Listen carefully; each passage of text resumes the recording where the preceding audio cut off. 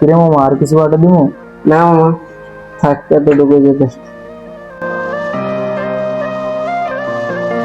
ভাই 2 দিন ধরে কিছু খাই না, অনেক ক্ষুধা লাগছে, কিছু খাওয়াবেন? কি ফকিন্নির বাচ্চা, তোর এত বড় সাহস!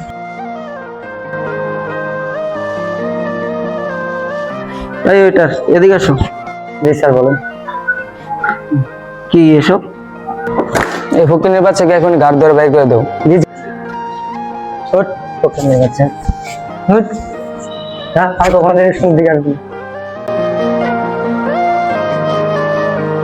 সরি স্যার, এরকম আর হবে না।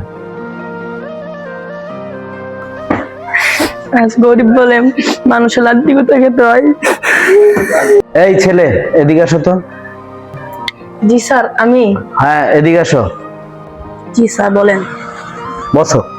কি এদিকে বলেন বসো। স্যার? আরে বসো। রমজান, রামিম, মানুষকে কোন সময় ছোট করে দেখতে নেই।